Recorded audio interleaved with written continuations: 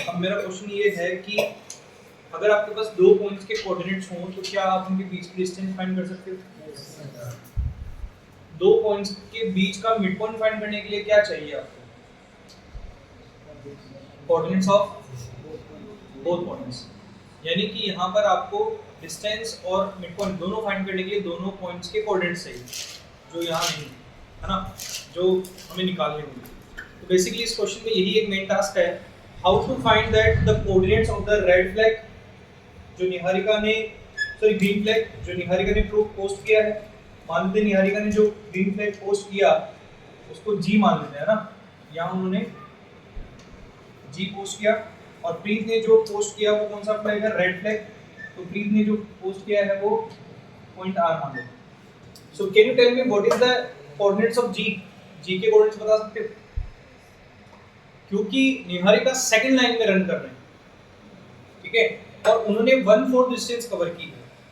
1/4 distance किसकी? AD की। AD की डिस्टेंस कितनी है? 100 मीटर। उसका 1/4 कितना होगा? 25 मीटर। तो y एक्सिस पर 25 मीटर गए हैं और x एक्सिस पर सेकंड लाइन में रन कर रहे हैं। इसका मतलब इसके कोऑर्डिनेट्स क्या होंगे? 2,25। क्यों ऐसा समझ में आ रहा है?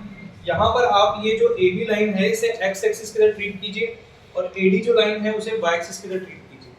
तो you will get to know कि अगर निहारिका सेकंड लाइन में रन कर रही है और 1/4 डिस्टेंस कवर कर रही है तो उनका जो फ्लैग पोस्ट होगा वो 2,25 पोजीशन पर होगा। ऐसे ही प्रीत का जो फ्लैग पोस्ट होगा उसकी लोकेशन क्या होगी? तो क्योंकि वो 8 लाइन में रन कर रहे हैं तो उनका एक्स कोऑर्डिनेट तो होगा 8 और उन्होंने 1/5 डिस्टेंस कवर की है, तो 100 की 1/5 डिस्टेंस कितनी होती है?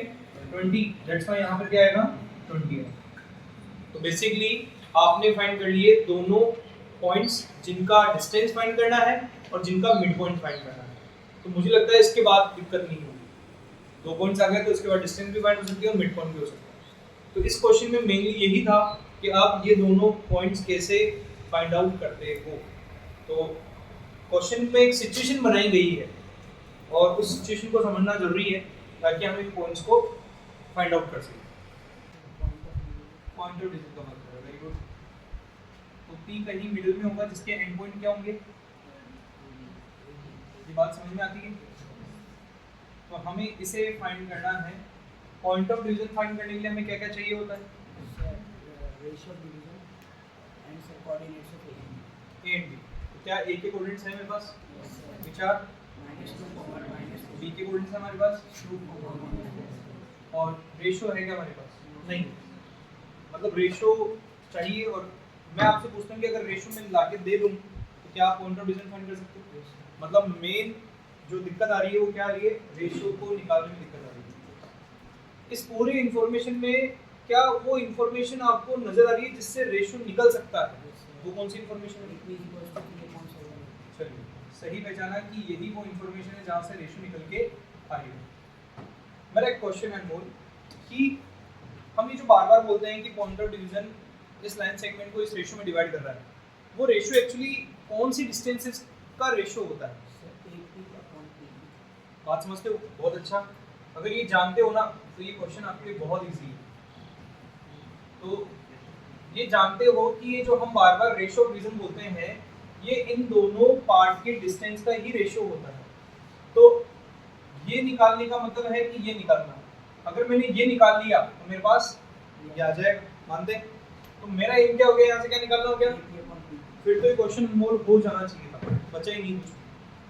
अगर आपको यहाँ AP अपन PB निकालना है तो देखो AP नजर आ रहा है, AB दिक्कत कर रहा है। इस AB को AP और PB की फॉर्म में कुछ लिख सकते हो क्या? क्या लिख सकते हो? AP plus PB।